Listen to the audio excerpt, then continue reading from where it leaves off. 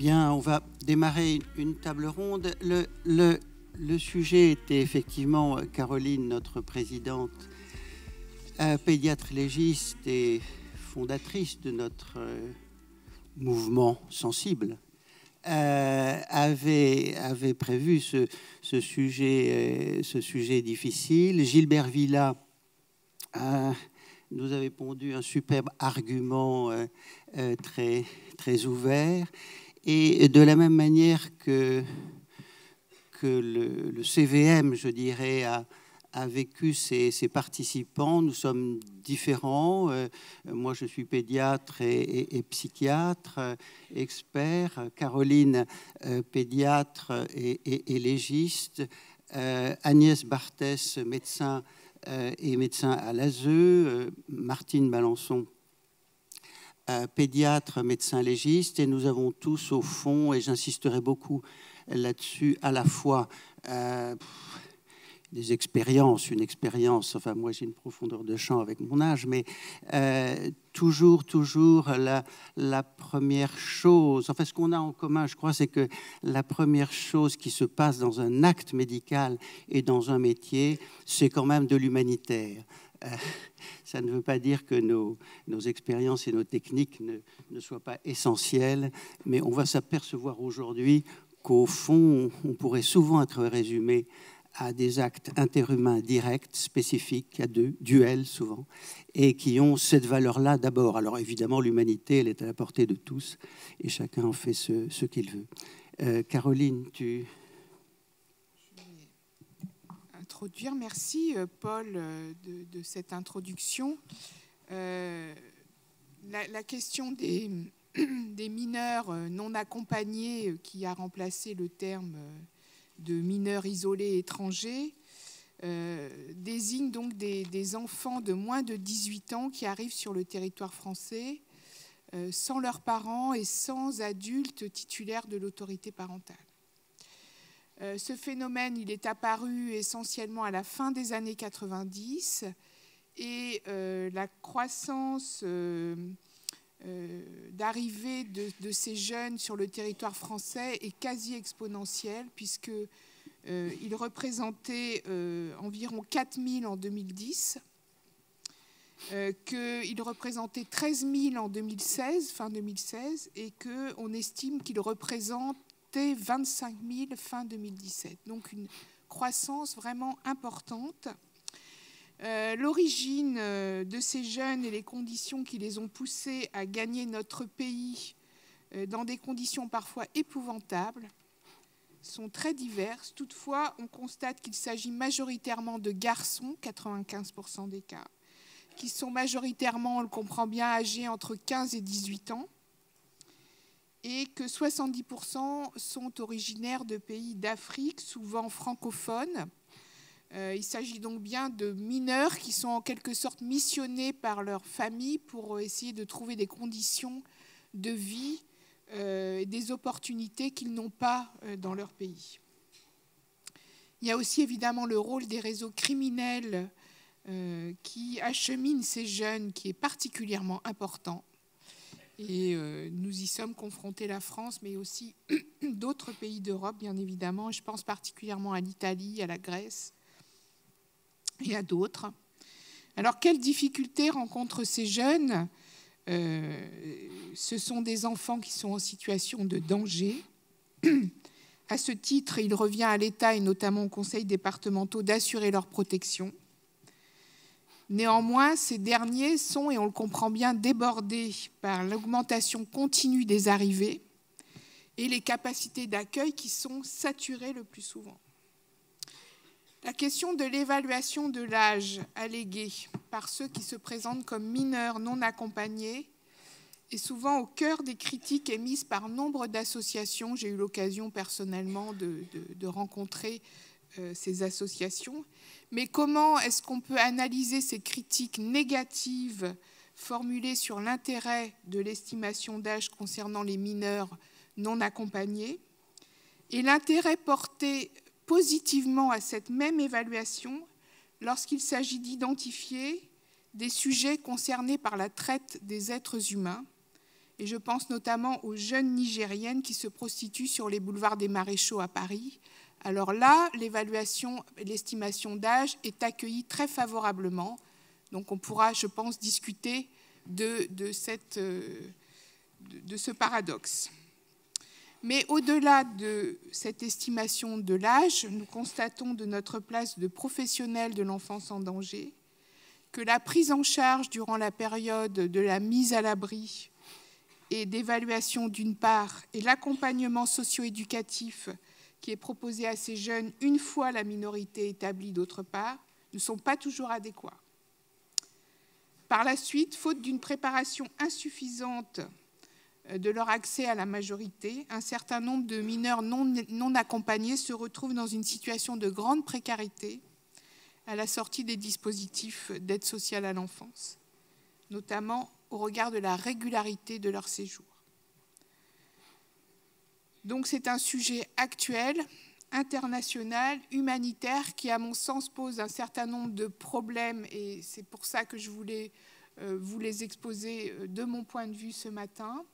Donc nous allons discuter tour à tour de la question de l'accueil, de la question de l'évaluation et de la question de la prise en charge, et cela va être déroulé tout au long de cette journée.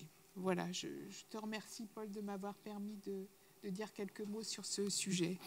Merci, Madame, de nous présider et de nous guider. Alors, moi, je vais avoir un point de vue de pédiatre et de pédopsie avec effectivement le privilège de l'âge qui fait que, comme en photographie, les profondeurs de champ permettent que les plans soient nets, y compris dans le passé. Alors, c'est vrai que ce passé, on a vécu ensemble la création de cellules maltraitance. On a vécu ça. C'était pas nouveau. Évidemment, le monde anglo-saxon avait déjà fait la trace, mais enfin, on se penchait sur les familles, inceste, société. Ensuite, et grâce à toi, urgence médico-judiciaire pédiatrique et le passage, je dirais, à la spécificité de l'enfant en matière de médecine judiciaire a été quelque chose de fondamental, et moi je l'ai découvert avec toi. Là, il y avait spécificité des mineurs. Et puis, bon, la victimologie pédiatrique qui, effectivement, nous trempe beaucoup plus dans le trauma, et il va sûrement en être question aujourd'hui. Et pour ma part, donc, j'ai terminé récemment une carrière de 22 ans, je crois, d'expertise civile et pénale. Alors, je me rappelle avoir écrit avec Monique Chadeville un livre au PUF, que sais-je, je crois, sur les fugues. Alors, c'est très, très, très ancien, c'est archaïque, mais à l'époque, les fugues de l'enfant et de l'adolescent étaient considérées d'abord comme un danger et une faute. Et on s'est dit, oui, c'est une prise de risque, mais les jeunes ne partent pas de chez eux forcément pour n'importe quoi. Et il peut y avoir des fugues, et dans les fugues, il y a le plus souvent d'abord des choses très positives, soit une fuite et une sauvegarde de soi, une fuite de quelque chose de toxique et dangereux, et peut-être justement une œuvre d'émancipation brutale qu'il fallait peut-être prendre de manière plus positive. Je disais, je ne sais pas si on l'a écrit à l'époque, qu'au fond ce fugueur et souvent des voyageurs au long cours étaient déjà des migrants, des enfants migrants non étrangers. Et puis, je me rappelle chez toi, Caroline, une des premières expériences de mineurs étrangers était un jeune qui était un adolescent assez solide, qui avait fait un très long parcours avec des amis, avec des gens. Il signifiait la difficulté matérielle, physique de tout ça, mais il était arrivé sain et sauf à la gare du Nord, et là, 2 ou 3 types l'ont arnaqué, conduit dans une chambre d'hôtel, volé et violé. Et là, m'apparaissait que le Havre n'est pas forcément un havre de paix. Alors, on va certainement discuter aujourd'hui beaucoup de moyens. Je sais que on est notamment dans un pays qui a toujours besoin de plus de moyens, mais je vais essayer aussi de dire qu'au-delà des moyens, il y a probablement aussi à gérer les manières, les buts, etc. On va parler de droit, et non seulement là de morcellement, ASE, État, association. On va parler d'éthique, Mais moi, je vais juste terminer sur de la psychologie en disant que je crois que les mineurs étrangers, les mineurs isolés, les mineurs non accompagnés nous obligent à adapter notre psychologie. Certes, accueillir, c'est accueillir quelqu'un chez soi, mais à partir du moment où on accueille beaucoup, on peut changer. Alors notre psychologie, je crois, et là je serais un petit peu méchant, mais je peux me le permettre, c'était une psychologie de confort. Le papa, la maman, beaucoup d'angoisse, un peu d'Oedipe. Et on a été dans une psychologie de l'enfant de chez nous. Je dirais subtile, confortable et faisant idéal d'une continuité sociale, affective, éducative, etc. Les MNA, en fait, nous obligent, moi je pense, à autre chose. D'une part parce que même chez nous, ils peuvent vivre, Calais ou ailleurs, des sauvageries. Aussi parce qu'ils représentent pour nous une barbarie à la romaine, c'est-à-dire ce sont des étrangers qui viennent inclure des vies, des cultures, des autres, des coutumes autres, des religions autres, des traumas autres.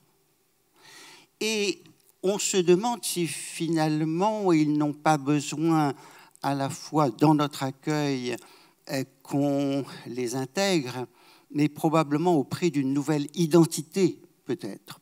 J'avais envie de dire que moi, je rajouterais bien une appellation contrôlée, c'est MEF, mineurs émancipés de fait. Parce que ces jeunes sont mineurs et il faut que nous prouvions qu'ils sont mineurs, car c'est une voie de sauvegarde pour eux, ça sera mieux dit que moi dans cette journée. Mais en même temps, ces mineurs sont-ils des enfants ? Sont-ils tous des enfants ? Est-ce que ce qu'ils ont vécu ou ce que peut vivre quelqu'un de 16, 17 ans, même chez nous, de dur, de barbare, de sauvage, de difficile, pourquoi pas, de traumatique ou pas, est-ce qu'au fond, ces jeunes ne sont pas déjà des adultes et comment ? En tout cas, comparé à nos enfants, l'enfant européen, idéal, choyé, même avec des angoisses et des bobos, sont-ils les mêmes ? Alors, dans cet accueil, je pense qu'effectivement, il est peut-être sain pour nous que cette mondialisation par intrusion bouscule un peu notre conception, notre perception, notre acception de l'enfance, qui est une enfance évolutive, y compris chez nous, dans nos familles, précoces, non conformes, avec des nouveaux pouvoirs, des pouvoirs de type adulte, agression, joint, sexe, information, interaction numérique à haut risque, on a ça chez nous. Et j'avoue que, et j'interrogeais Caroline sur ce point, j'ai été un petit peu surpris des débats récents sur la dimension de consentement sexuel chez des jeunes de moins de 15 ans. J'avoue, mais je suis un vieux très naïf, que jusque-là, on considérait que les codes étaient tels qu'en dessous de 15 ans était ce qu'on appelait une minorité sexuelle. Or, on a assisté à la fois à des procès et puis à des débats de presse signifiant que, oui, à 13 ans, un consentement pouvait ne pas être jugé comme un crime, y compris, je pense, une jeune fille de 11 ans. Autrement dit, chez nous, ces choses évoluent aussi beaucoup. Et je voulais simplement donc dire que, au-delà de nos contacts spécifiques duels, homme à homme, personne à personne, très morcelé, insatisfaisant, qui est à l'heure actuelle la réalité, je dirais, de notre accueil des MNA, je pense que ce sujet doit lui aussi, comme mes anciennes fugues, être traité avec un fond positif en disant « changeons tous, eux et nous ». Merci.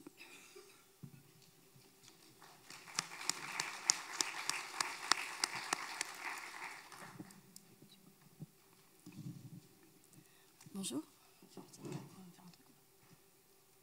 Bonjour. Donc, docteur Barthès, moi je suis PH de médecine légale, donc j'ai effectué des examens d'âge osseux. Ça a été fonction des départements dans lesquels j'ai travaillé. Actuellement, je sais qu'il y en a encore beaucoup sur Paris. D'où je viens, en Seine-et-Marne, il n'y en avait quasiment plus. Voilà, donc je pense qu'il y a aussi beaucoup de choses différentes vis-à-vis de ces jeunes au niveau national. Là, actuellement, j'ai changé de registre. Je m'occupe maintenant des enfants placés à l'ASE de Paris.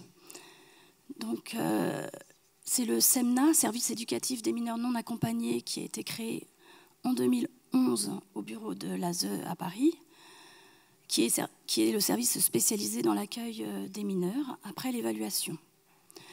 L'évaluation sur Paris est faite par l'association, par la Croix-Rouge. Ça a été délégué. Et ça, c'est pareil, c'est fonction des départements. Voilà, donc comme disait Caroline, le terme mineur isolé étranger n'a pas de définition précise. Et donc, c'est la protection de ces jeunes se fonde sur celle de l'enfance en danger. C'est une définition applicable sans condition de nationalité. Donc, selon l'audace, il y a les enfants maltraités et les enfants en risque. Et donc, ces jeunes-là sont considérés comme des enfants en risque. Donc, il y a d'abord une procédure de mise à l'abri et d'évaluation de ces jeunes qui présentent une qualité de mineur isolé étranger. Ensuite, donc, il y a l'entretien d'accueil. Il y a un accueil provisoire d'urgence de 5 jours, le temps de l'évaluation, pour s'assurer à la fois de la minorité et de l'isolement.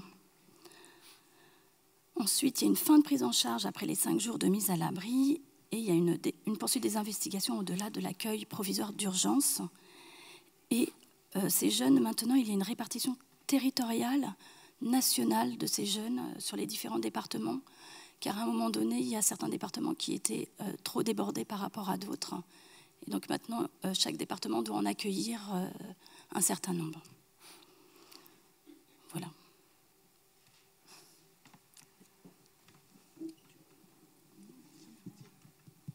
Bonjour à tous. Non, vous m'entendez là? Non. Bonjour, donc je suis Martine Balançon, je suis médecin légiste, non pédiatre avant tout, médecin légiste. Je travaille donc à Rennes au CHU de Rennes et aux UMJ mineurs de l'Hôtel-Dieu dans l'équipe de Caroline Drey-Salmon. Et je suis aussi, c'est probablement à ce titre-là que tu m'as invitée, Caroline, présidente de la Société française de pédiatrie médico-légale, qui est une association qui s'est créée en février 2016. Grâce à la participation très active d'une dizaine de collègues sur le territoire français, pédiatres et médecins légistes. Je vais y revenir. Je voulais tout d'abord te remercier, Caroline, vous remercier tous, les organisateurs de cette table ronde et de cette journée CVM, pour l'invitation qui nous a été faite de présenter ce sujet de pédiatrie médico-légale. Notre contribution est bien modeste dans ces situations complexes, qui sont pétris du savoir-faire de professionnels d'horizons divers et variés. Dans ces situations, le professionnalisme et la co-intervention prennent tout leur sens. Placer ça sous le jour simplement du regard médical serait illusoire et c'est une partie du problème. Pour le corps médical, il s'agit de sujets sensibles, très sensibles, dans lesquels se mêlent soins, prendre soin, éthique, avis technique pour le monde judiciaire, un avis finalement qui pourrait être identifié ou vécu comme très solitaire pour les médecins que nous sommes, particulièrement dans les services de médecine légale. Finalement, être en difficulté face à une telle commande renouvelait pour nous la possibilité de réfléchir encore plus avant à la représentation de ce qu'était la pédiatrie médico-légale, ce qu'on a voulu créer depuis plusieurs années avec, encore une fois, ce collectif très dynamique de pédiatres et de légistes. Donc cette activité nous a motivés pour unir nos forces, nos convictions, notre savoir-faire, au service d'une pratique finalement très singulière et plurielle. Comme si les éléments du pulse de la santé globale de l'enfant victime ne faisaient finalement qu'un. De la même manière, que se passe-t-il si une pièce du pulse manque? Alors comme je suis pédiatre, je laisse ça à votre sagacité et vous propose de vous remémorer les émotions que ça fait quand on est enfant, adolescent, adulte, d'avoir un pulse qui n'est pas fini. C'est extrêmement frustrant. Donc peut-être que c'était une façon pour nous de finir ce pulse. Notre activité de pédiatrie médico-légale, c'est un mélange en proportions variables des qualités finalement assez largement partagées dans la population médicale. Alors quand on dit pédiatrie médico-légale, c'est aussi pétri du savoir de nos collègues généralistes, de nos collègues qui ont des spécialités un peu différentes des nôtres, les radiologues, les ophtalmos, tous ceux qui s'intéressent à la santé globale de l'enfant. L'idée, en fait, c'est que ça conduise à une émulsion. De façon un peu triviale, on pourrait dire que la mayonnaise doit prendre grâce à ce partenariat et à nos échanges. Notre connaissance du développement de l'enfant, qu'il soit psychomoteur, staturopondéral, pubertaire, social, affectif, est finalement incontournable dans notre pratique. La connaissance des arcanes de la justice, de ses attentes, de la forme judiciaire, en est le pendant sur le plan médico-légal. Sans ce formalisme, la voix de l'enfant victime, et tout particulièrement des mineurs non accompagnés, n'est pas entendue. Je citerai Rudolf von Jhering, qui était un juriste allemand de la fin du 19e, qui disait « Ennemi juré de l'arbitraire, la forme est la sœur jumelle de la liberté ». Et je pense qu'encore une fois, ici, on peut faire sien cette citation. Ce qui nous unit au-delà de ces pratiques, c'est finalement l'intérêt supérieur de l'enfant et l'éthique avec laquelle il nous faut pratiquer notre art, l'art médical. Lors de la préparation de ce séminaire, la commande qui nous était faite s'est rapidement centrée sur la problématique de la détermination de l'âge pour les mineurs non accompagnés. C'est un examen particulier, fait d'un temps clinique, mais aussi d'une évaluation radiologique. Cette rencontre est singulière. Elle nous met en difficulté les uns et les autres pour répondre à cette question. Moi, particulièrement, c'est un examen que je n'aime pas quand je suis chez Caroline. C'est un examen difficile qui divise, et c'est une division qui est souvent faite au nom de l'éthique ou de la responsabilité médicale aussi. Cette demande est probablement l'arbre qui cache la forêt de la santé des MNA. La détermination des âges osseux peut aussi être l'occasion d'une rencontre avec le mineur et d'un accueil. C'est l'occasion de questionner la santé globale, de questionner les douleurs, de mettre en mots les handicaps visibles ou les lésions traumatiques évidentes. C'est l'occasion d'un échange qui se veut duel, mais aussi en présence d'un interprète et d'une prise en considération verbale et non verbale de ces jeunes de notre part. C'est l'occasion de pouvoir consentir pour eux, pour tous ces jeunes, à un acte médical, ce qui, dans ce parcours chaotique de morcellement, fait sens et fait soin. C'est finalement la possibilité d'être le maillon de la chaîne de la santé et du prendre soin, car le maillon qui concerne la détermination de l'âge ne tient pas que sur le savoir médical. En revanche, le soin, le prendre soin, ne trouve pas vraiment d'alternative professionnelle quand celui qui doit l'endosser, en l'occurrence le praticien qui représente les atouts de la santé par le port d'une blouse, d'un stéthoscope, ne le fait pas dans une volonté d'alliance et d'engagement. Évalués mineurs, les jeunes seront pris en charge, mis à l'abri. Dans ce contexte, le dispositif de protection de l'enfance, mis en œuvre au cœur des conseils départementaux, s'appliquera.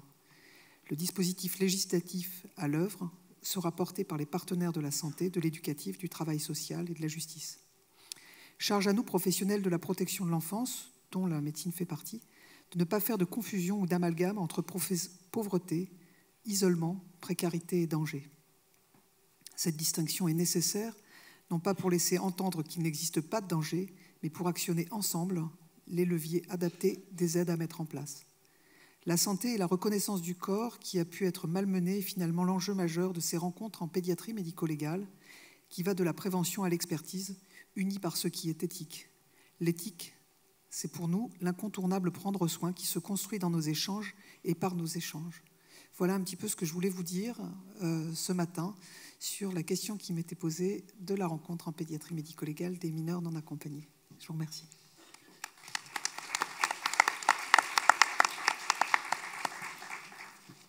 Merci beaucoup, Martine, de cette intervention. Donc, on a mis la diapositive de la Société française de pédiatrie médico-légale, dont le docteur Martine Balançon est la présidente.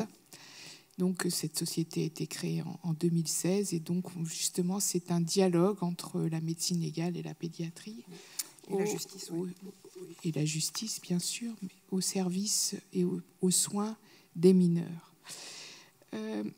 Je voulais vous prier, j'ai oublié de le faire tout à l'heure, mais excusez Madame Versini, adjointe à Madame la maire de Paris, en charge des solidarités, de la lutte contre l'exclusion, de l'accueil des réfugiés et de la protection de l'enfance, qui ne pourra finalement pas intervenir aujourd'hui parce qu'elle est prise sur d'autres chantiers, et elle vous adresse un message chaleureux pour que cette journée soit une journée riche pour chacun d'entre vous. Voilà, je voulais donner ce mot. On va tout de suite donc passer à l'accueil des mineurs non accompagnés, et j'appelle ici les prochains intervenants avec leur modérateur, qui est le docteur Nicolas Soucy, médecin légiste, et donc qui va modérer cette partie jusqu'à environ 11h15, heure à laquelle nous ferons une pause et nous reprendrons ensuite sur l'évaluation des mineurs.